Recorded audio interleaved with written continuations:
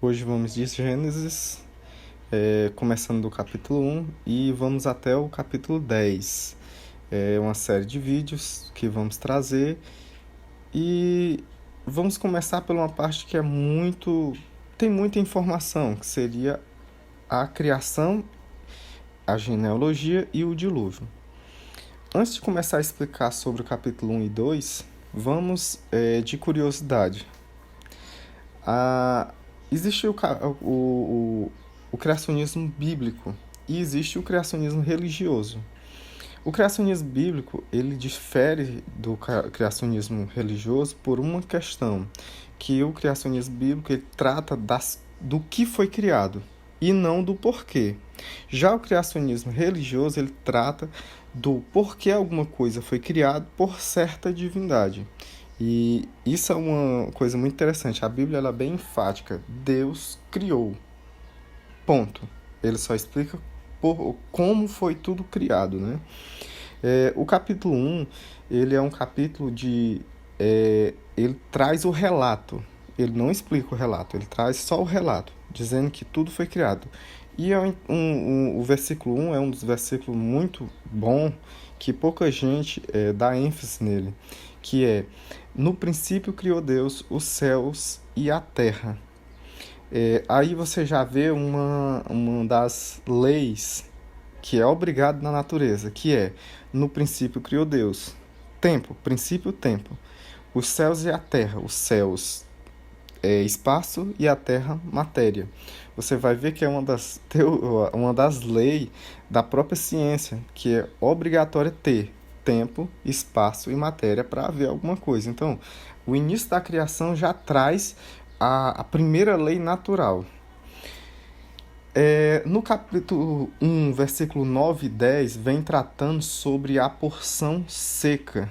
É interessante que esse é um dos únicos livros, se não o único, livro que trata da criação, que trata de um único continente.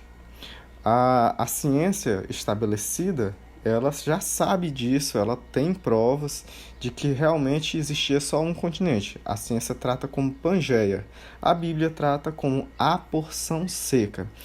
O capítulo 1, ele trata muito que foi criado em cada dia. Já o capítulo 2, você vai ver as coisas detalhadas de como foi criado todas as coisas a partir de cada dia, né? Pronto, agora vamos para o capítulo 3. O capítulo 3 ele trata da queda do homem. Não vou entrar em muitos detalhes porque muitas pessoas já conhecem e eu quero que você vá lá e estude a respeito da queda do homem e as maldições que acarretaram. Que a morte, porque começou a ter morte, que a partir do momento que você come do fruto proibido, você conhecerá o bem e o mal, e também tem a questão que você morrerá, né? Dele você morrerá. É bem explicativo, então você vai lá e dá uma olhada. O capítulo 4 começa a genealogia. A genealogia a partir de Caim. Adão, no princípio, ele teve dois filhos, que é Caim e Abel. Caim, lavrador, e Abel, pastor de ovelhas. Os dois foram fazer um sacrifício a Deus. Um levou as primícias, que foi Abel, e Caim foi relaxado ao fazer a esse sacrifício. E por isso Deus se agradou mais de Abel. A partir daí vem a questão da inveja e vem o primeiro assassinato. Você pode ir bem direitinho, olhar, você vai ver a questão do primeiro assassinato e o que foi que aconteceu, o que foi que Deus disse que foi uma questão muito séria. O capítulo 5 ele já trata da descendência de Adão a partir de Sete, que na genealogia vai até Noé. Chegamos a uma parte crucial da criação, que terminamos a criação e agora vamos para a destruição, que é o princípio do dilúvio. No capítulo 6 vem a questão de já a corrupção do homem. Os homens eram em todo o tempo, muito violentos, grandes guerreiros, havia muita morte. Levando em consideração o modo matusiano, que explica como é o crescimento populacional, ele não é um módulo 100% e a gente só está usando ele como exemplo. Só para você ter mais ou menos uma ideia de quantas pessoas poderia ter na época. Ele trata de que, ó, do tempo que Adão saiu do jardim até o dilúvio, é mais ou menos pela genealogia, olha um trovão, coisa boa, pela genealogia de 1.600 anos, 1.665 anos, aproximadamente. Levando em conta o modo matusiano, teria mais ou menos 4,5 bilhões de pessoas no mundo. Lógico, olhando o relato bíblico, pela corrupção do homem, eles eram muito violentos. Por isso, havia muitas mortes. E nessa questão, chega-se a um ponto de que poderia ter entre 700 milhões de pessoas até 2 bilhões de pessoas. Isso quer dizer que cai mais ou menos, pelo menos a metade da população morreram nesse período. Eu estou dando esse exemplo mais para você ter uma ideia de que o dilúvio não matou 100 pessoas, 200 pessoas, que nem muita gente pensa. E também, da criação até o dilúvio, também não passou tão pouco tempo. Pela genealogia, mostra mais ou menos aproximadamente 1.600 anos. Então, teve muita gente e o mundo estava realmente muito degradado na época. Como também hoje a gente vê que está, né? Apesar de que a tecnologia cresce, você vê que guerras, rumores de guerra acontecem toda hora. Mas voltando ao texto, a partir do 7, você vai ver, no caso, o 6, voltando ao 6, volta ao 6. O 6 vem tratar também quando Deus se mostra a Noé, falando sobre o dilúvio, vem começando a explicar sobre o dilúvio. O 7 já mostra o dilúvio acontecendo, a entrada de de Noé, a arca, e como se sucedeu o dilúvio.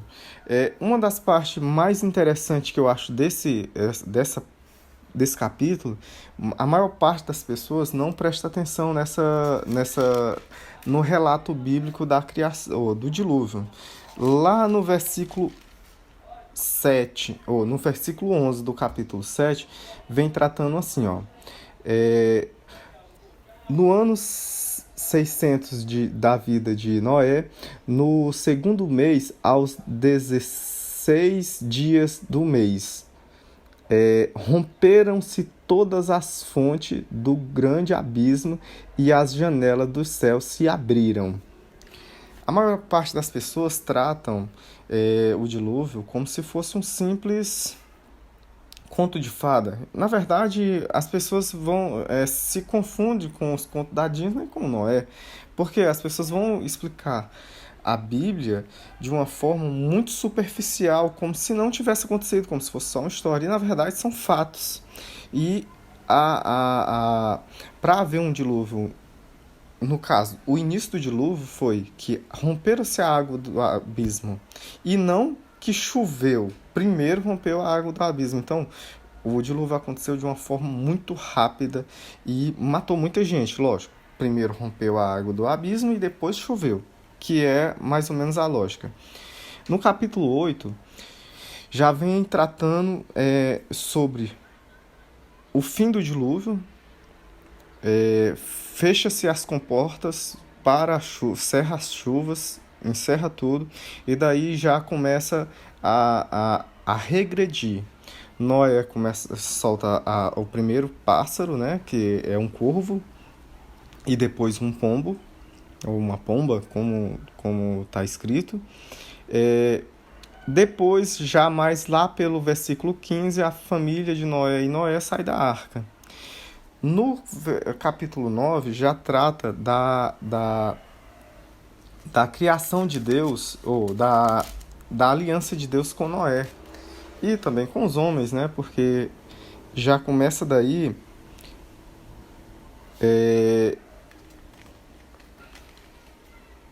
já começa a partir daí começa uma nova geração de homens. No versículo 11, Deus estabelece, a partir do versículo 11 no caso, Deus estabelece que não haverá mais dilúvio, a terra não será mais destruída por dilúvio. Sequentemente, ele vai dizer que, no versículo 3, que põe o meu arco como sinal de que não haverá mais chuvas e nem alagamentos a ponto de destruir todas as nações, né? E hoje é muito conhecido que é o arco-íris. Ele pôs o arco no céu. No capítulo 10, que é a finalização do nosso vídeo, já vem a genealogia a partir de Noé e dos seus 3 filhos, né? Daí vai começar o novo, vamos dizer assim, as novas nações, né? Como se sucedeu. É bem explicativo, é uma nova genealogia. Vocês viram que, pelo menos até agora, já 3 capítulos foi genealogia, que foi o capítulo 3, ou 4 e 5, genealogia de Adão por Caim, no 4, genealogia de Adão por 7, no 5, e agora genealogia de Noé a partir dos seus filhos. Eu espero que todos tenham gostado.